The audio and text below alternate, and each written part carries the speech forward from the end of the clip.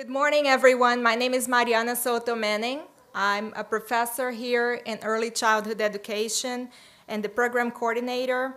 And along with Lucy Calkins and Lynn Kagan, one of the co-coordinators of today's event. I'm also, along with Professor Haney Yoon, a co-director of the new TC Pre-K project. It is my great pleasure to welcome you to our Pre-K Day, where we'll have the opportunity to seize a very important moment. The moment in which Pre-K has become universal in New York City, but also the moment in which Pre-K is being expanded in public and private centers and schools, not only in New York, but throughout the country and in far-flung corners of the world. This is a very exciting time. But we are here today because we know that we need to rise to the challenge. Having pre-K available is important, but we also need to have quality pre-K. Pre-K is a sound investment resulting in academic, social, and emotional advantages, but it's also, in doing that, we need to think about quality programs. That means recognizing that very young children are not little adults, recognizing that teaching young children in pre-K is very different from elementary teaching, that purposeful play, that choice, that inquiry are at the center of teaching and learning. Today, you will have the opportunity to learn from experts in early childhood education about early learning standards, curriculum, assessment, about working with families, about teaching young English language learners and fostering inclusive classrooms. You will learn about the importance, really the imperative of play, and how to take it seriously in the pre-K classroom, and many, many other topics. We have a truly exciting and inspiring day planned for you. In this opening session, we'll have three distinguished speakers. The first speaker is Susan Furman, the president of Teachers College, Columbia University. She's the founding director and chair of the management committee of the Consortium for Policy, Research, and Education, and has served among many other prestigious positions, the president of the National Academy of Education. Following our president, we'll have Professor Lynn Kagan, the Virginia and Leonard Marks Professor of Early Childhood and Family Policy at Teachers College, and Professor Adjunct at Yale University's Child Studies Center. She consults with countries on early childhood policy around the world, and is the only woman in the history of American education to receive the Distinguished Service Award from the Council of Chief State School Officers, the James Bryant Conant Award for Lifetime Service to Education, and the Harold McGraw Jr. Prize in Education. Finally, we'll have Maurice Sykes, a widely acclaimed advocate for high-quality early childhood education. Maurice directs the Early Childhood Leadership Institute at the National Center of Urban Education and is the author of Doing the Right Thing for Children, 8 Qualities of Leadership. When Maurice concludes his talk, you will transition to your selected workshop. We have a terrific, truly exciting day planned for you. And to get us started, I'd like to ask your help in welcoming President Susan Furman. Thank you so much, Mariana, for that introduction and for your leadership in putting this fantastic program together today. Mariana Soto Manning is a leading authority on early literacy and multicultural education. She reflects the good fortune of Teachers College to have some of the most creative and committed experts on early childhood who are forging new ground, integrating early childhood preparation with attention to special needs students and English language learners. It's my pleasure to welcome all of you this morning. We're grateful to have you here to bring the depth of your experience and wisdom to this conversation. We look forward to working with you to do the best we can for the children and families of New York City. This is such an important moment and time for early childhood education, and this conference is a great opportunity for us to learn from one another and address the challenges. The launch of Universal Pre-K in New York City a year ago was a watershed moment. While other cities and states are undertaking similar efforts, what we're attempting here is unprecedented in scope, scale, and speed. This is a high reward but also high risk undertaking, where snags are inevitable, some disappointment is likely, but the potential payoff is enormous. So a year into the advent of universal pre-K presents us with a great chance to both look back at what we've learned and look forward to what is still needed, because there's one thing I'm certain of: universal pre-K is too important to fail. As this conference title indicates, at Teachers College we're seizing this moment to help in any way we can to ensure that universal pre-K in New York works. As Lynn Kagan reminds us, quality is the elixir of student outcomes. We want to support the mayor, the Department of Education, and the Administration for Children's Services by advancing the quality of this extraordinary undertaking. I'm confident the program today will generate lots of ideas, insights, and strategies to share with the administration as it continues to implement pre-K throughout the city. Teachers College is, of course, the right place to host such an important event. Our track record of success in early childhood education goes back to our beginning. James Earl Russell, our first dean, and John Dewey were both deeply influenced by European educators such as Maria Montessori and her understanding of the importance of play and capacity of children to shape their own inquiry through hands-on experiences. We've had other great luminaries leading our work in early childhood. Our own Ed Gordon was a leading architect and evaluator of Head Start, created 50 years ago as a comprehensive child development program to help communities meet the needs of disadvantaged preschool children. I saw Celia Ganeshi in the audience, our relatively new professor emerita, a leading light in early childhood education. More recently, Lynn Kagan has helped dozens of states and more than 40 of the world's poorest nations develop early childhood learning standards. She's been a forceful advocate for professionalizing pre-K with standards for learning requirements, curriculum, teacher preparation, and more. Today's gathering represents an incredible group of innovative scholars, practitioners, and policymakers, all working on the side of children who must have the chance to start out in life as strongly as possible. As you know, the pressure to get this right is enormous, and there isn't a moment to waste. As the great American philosopher Yogi Berra once observed, it gets late early around here. We at Teachers College are ready to roll up our sleeves right now to help make the bold experiment of universal pre-K in New York a resounding success, and we look forward to working with all of you in making the most of this unique moment in time.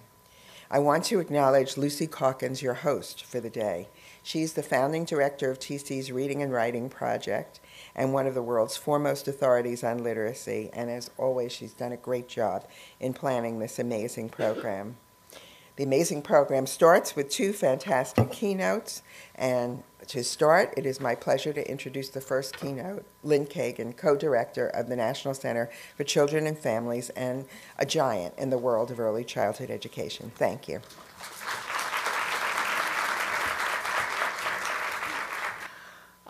For me, this is a little bit of a bittersweet morning. It is incredibly sweet because you are all here and because we're all going to get to spend the whole day talking about what is most important in the field of education, at least to me, which is young kids. How many of you agree? All right, that's good. It's a little bit sad for me, however, because last night I got news that a very, very dear colleague and a mentor of mine passed away, Jean Rustici. She was a leader in early childhood in the state of Connecticut. Many of you know her, renowned nationally for all of her contributions. And so it is to her this morning that I would really like to dedicate my remarks. I've been asked this morning to talk about how do we make this moment really, really count. And so I'm going to address that in 4 ways. I'm going to talk about really kind of what's going on in New York, but also beyond New York. Why has all this happened now? What's next? What are the real challenges we're facing? And finally, some ideas about how we collectively might move forward. So to anybody who lives in New York City, the idea that pre-K is moving forward is really not much news. It has been in the newspapers, it has been in the headlines, and this is true, by the way, in states and municipalities, not only throughout the country, but actually throughout the world.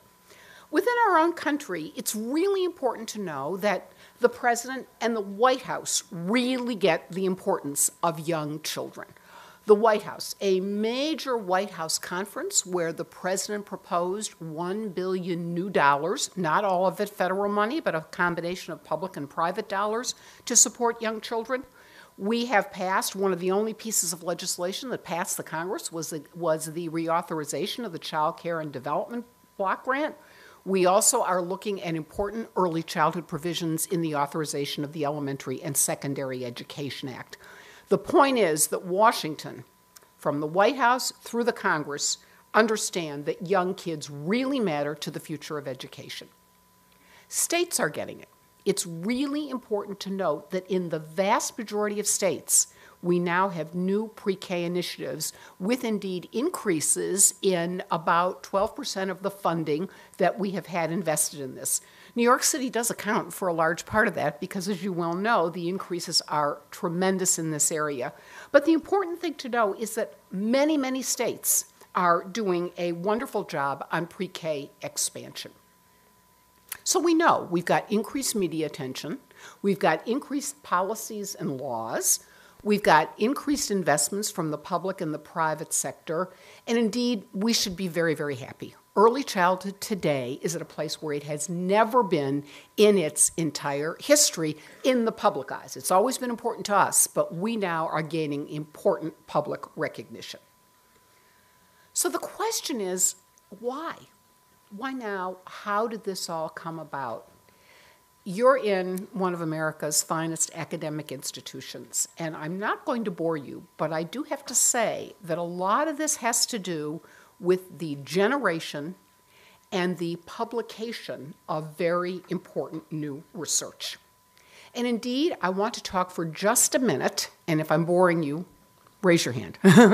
There are really 5 different kinds of research that have come together to focus on early childhood. I share this with you because it's not just that people are thinking, oh, those cute little kids. There are very hard data from a group of very different kind of specialists, all of which are landing on early childhood as a domain for investment. We all know the neuroscience. The neuroscience data is really unequivocal. With the advent of neuroimaging, we are realizing that 80% of a child's brain is formed by the age of 3, 90% by the age of 4. How can you indeed ignore that? Indeed, you can't. But we also know that in order to nourish that brain development, we need a lot of interaction. Children need stimulation. They need it in their programs, and indeed, they need it in their families. That's science 1. Science 2, the evaluation sciences. Social scientists do this kind of research, not neuroscientists, and they have found that there are certain predictable variables that really do point to what makes quality in early childhood, and that without quality, we do not get the kinds of results that indeed we are hoping for or that society needs and wants. We know about the importance of class size, teacher qualifications, the nature of the curriculum, and indeed we have 3 lighthouse studies that are being paraded around the world, the Perry Preschool, Abecedarian, and the Chicago Parenting Centers that have longitudinal data. These are experimental studies which are unequivocal now. It's not just one study, but it's many that point to the importance of that. The third kind of science, money, the econometric sciences. We are also learning from economists, first-rate economists, many of them at TC, that if you invest in high-quality early childhood, you really do save a lot of money for society. This speaks very, very potently to people who are investors in the public and in the private sector. There's another science, though, the system science, that is a newer science, but it is saying that in order to really advance education in general and early childhood in particular, we've got to understand the system as a whole. It's not appropriate to just understand one little part, like Head Start or pre-K or family child care, that all of this works together. And I want to give you a graphic to explain it. Historically, in our field, we have funded individual programs. They're represented by the flowers on top of the soil. Home visiting programs, child care programs, pre-kindergarten, kindergarten, and K through 3. But let me ask you a question. What happens if you keep planting flowers, but you never water the soil? What happens to those flowers? I need to hear you a little louder. Of course, they die. Systems thinking suggests that for way too long, policymakers have been funding individual programs and not paying attention to what is in the soil or what we call the infrastructure. We're representing the infrastructure as these gears. It's kind of a bad metaphor, but you'll remember it, I think most people do. But these gears really are quality programs. They talk about things like regulation and standards, how we finance these programs, how we govern them, how we engage families and communities, and how we link to schools and to local health settings. If indeed we are not providing for this and we are not funding this element of the infrastructure, those programs will begin to die. And indeed, when I talk with you about some of the challenges, you will see that the issue of quality preschool is a very, very big one in our country. The fourth science, implementation science. We are learning a great deal about what it takes to implement high-quality programs. For a long time, many people have criticized the fact that we make policy in Washington or in country capitals or in state capitals, but what happens on the ground is very, very different. Implementation science is teaching us a whole lot about what we need to do to indeed promote high-quality early childhood education. So I say that we as a field are on very firm ground, not because of one study, not because of one field, but because we've got 5 different kinds of sciences colliding together to say that early childhood matters. So if that's the case, where are we and what do we do next? I would like to suggest to you that there are 3 issues that we do need to be focusing on as a field. The first is quality, and it has received a lot of attention. The second 2, equality and equity and sustainability, are very important as well, but are not attended to. And unless we have a system, we will not be able to address all 3. Let's look at the quality challenge. The National Institution for Early Education Research puts out every year a fact book, and it tries to assess the quality of programs for young children.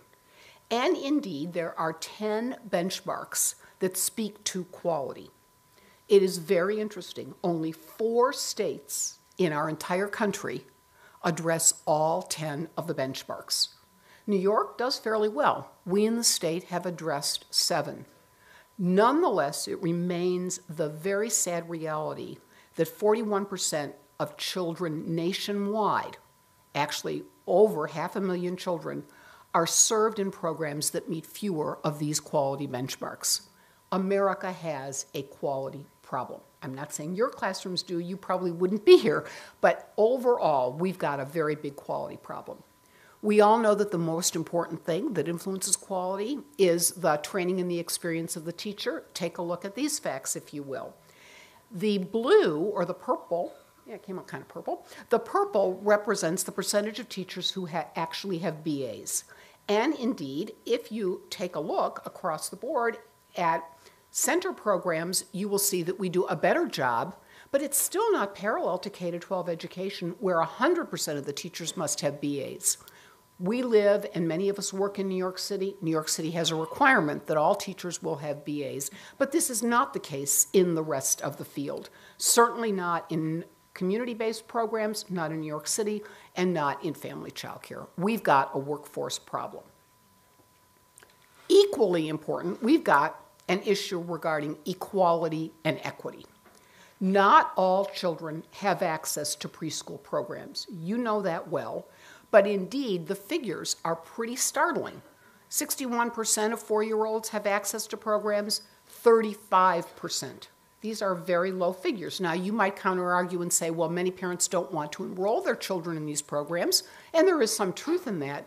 But just take a look at how we compare with other countries. We're the red crayon, and the bar on the closest to me shows 3-year-olds. The bar on the right shows closest to 4-year-olds. We're not even talking about infants and toddlers who are served at even lower, abysmally low rates in this country. Indeed, not only do we vary overall, but we vary dramatically by state. It matters where you live. Children in Mississippi don't have access to programs in anywhere near the amount the children who live in Massachusetts do. Here are some examples. And Maurice, you're going to be happy because DC, largely due to your work, comes out very, very well. But if you look at 3-year-olds, in West Virginia, only 20% have access, 20%. And a limited number, 54%, which is still only half, have access when they're 3, and those figures improve slightly when we're dealing with 4-year-olds, but we ought to give a nod to DC because we've got near universal enrollment there. Disparities exist by income. Children who come from poorer families, despite the nation's Herculean efforts with Head Start and efforts in the Child Care and Development Block Grant, poor kids just don't have access at the rate as well as wealthy parents do. So we've got a big, big equity problem. The third problem I want to talk to you about is sustainability. Lots of people think that pre-K are really services that look a whole lot like education. There's a think in the country that the way we should pedagogically handle children should look a lot like K-12, but there's also a think in the country that early childhood resembles this, and nothing could be further from the truth. Let me give you some examples. By the way, the K-12 system is sustainable. We don't have to worry, for example, in financing that we're not going to have money to run schools in this country. We may quibble at the margins, how much money is X district going to get based on ESEA allocations at the state level, but indeed we know we're going to wake up and there are going to be public schools in America, right? Nobody worries about that, really and truly. Early childhood education, our finance system is totally chaotic. It's not guaranteed. We have 72 different funding programs, and we have to have early childhood programs reauthorized perpetually. So there's no guarantee of these programs. From a governance point of view, every single state has a state board of education. Districts have district boards of education who help organize services. There's nothing formalized except in a few lighthouse states now. Professional certification, with New York being the exception, across the board, BAs are required, and indeed lots of support for BAs required to teach. Not true in early childhood. And finally, regulation. We have very baseline regulations for most early childhood centers throughout the country, but all else is voluntary. The accreditation programs are over and above that, and programs do not have to go through it, and many programs are electing not to because of the expense associated with it.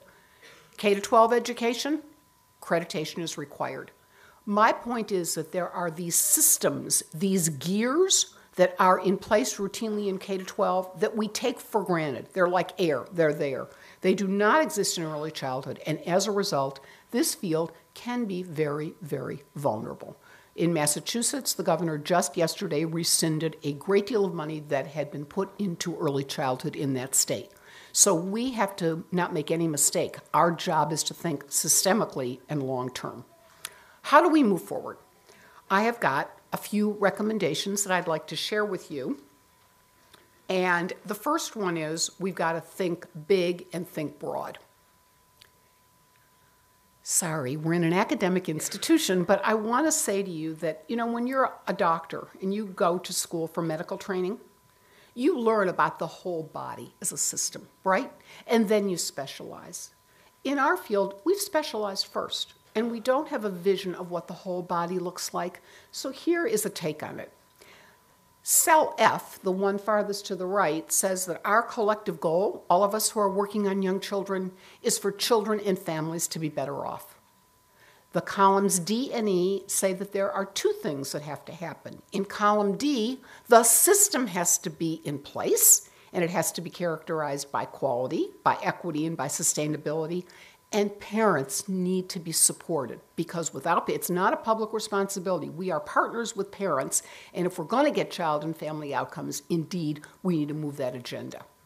To assure that we create the kind of system in Cell D, we've got to make sure that all those gears are in place, take a look at B, and we've got to make sure that we've got very high quality programs.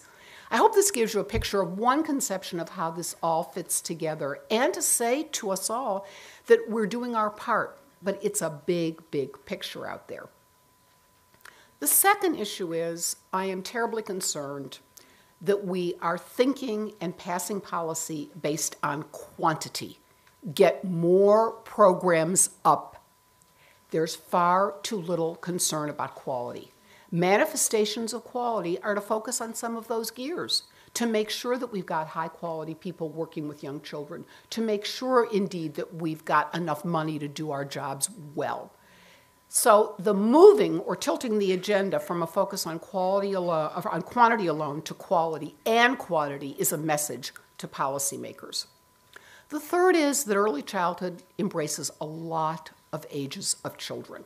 We need to think not about just one age, as many cities are doing, but about all ages. If you look at the brain development research, it beckons us to really think about what's going on with infants and toddlers.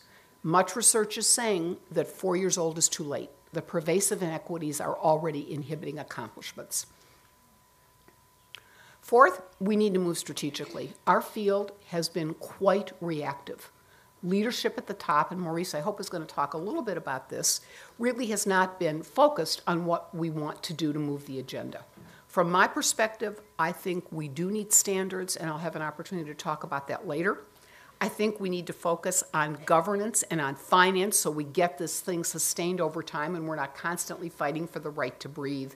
And we also need to focus on professional development. The last step I want to say is that I do think we need to have a very long-haul vision. Policymakers are very quick. Their terms are 2 years, 4 years, or a senator 6 years in this country. We're in it for the long haul. This is our professional commitment. They need to garner their vision from us about thinking long-term. We need to start when children are young. We need to think over a period of years. 20 years is probably the right time to think about policy. Having said that, we've got no better opportunity than right now to begin thinking about young children and the programs and policies that need to be in place. It's our time to act, and I know that this conference will spur us forward as we do that. So thank you all for your attention. Good. Thank you.